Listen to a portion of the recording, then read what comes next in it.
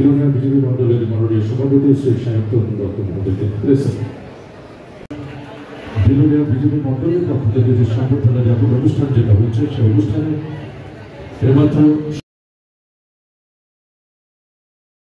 কাছে বিনম্রভাবে অনুরোধ করব, আমরা পড়াশোনায় ভালো মার্ক পাবো, আমরা ওয়েল এস্টাবলিশড হব, তার পাশাপাশি রাষ্ট্রহিতে দেশহিতে রাজ্যের জন্য আমাদের কাজ করতে হবে। আমার দুইজন বোন আমার পূর্ববর্তীতে খুব ভালো বক্তব্য দিয়েছেন।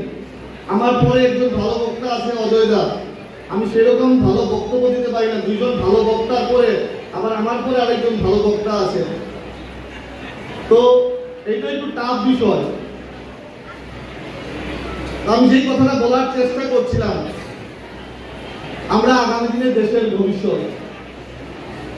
বিলোনিয়ার মানুষ, গোটা রাজ্যের মানুষ তাকিয়ে আছে এই হলের যুব সমাজ, এই হলের আগামী প্রজন্ম বিলোনিয়ার জন্য কি করবে, এই হলের আগামী প্রজন্ম রাষ্ট্রের জন্য কি করবে, রাজ্যের জন্য কি করবে। সবাই পড়াশোনা নিয়ে বক্তব্য রাখছে। আমার একজন বোন বলেছে পড়াশোনার পাশাপাশি এক্সট্রা কো কারিকুলাম অ্যাক্টিভিটি আমাদের করতে হবে। বর্তমানে আমাদের কাছে সবচেয়ে বড় চ্যালেঞ্জিং বিষয় দুটা বিষয়, একটা হলো ড্রাগ এডিকশন, নেশা, আরেকটা হলো বাল্য বিবাহ।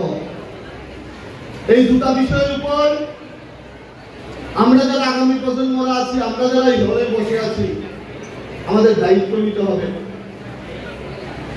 আমরা বক্তব্যের মাধ্যমে নেশামুক্ত ত্রিপুরা গড়তে পারবো না, আমরা ভাষণের মাধ্যমে নেশামুক্ত ত্রিপুরা গড়তে পারবো না।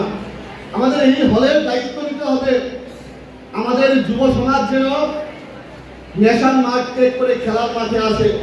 আমি একটা স্লোগান দিয়েছিলাম, ছেড়ে দিয়ে নেশার হাত, চলো যাই খেলার মাঠ। আমি প্রত্যেকের কাছে অনুরোধ করব, আমরা যদি নেশামুক্ত ত্রিপুরা, নেশামুক্ত বিলোনিয়া করতে চাই, যুব সমাজকে মাঠমুখী হতে হবে, তার পাশাপাশি সাংস্কৃতিক চর্চা করতে হবে।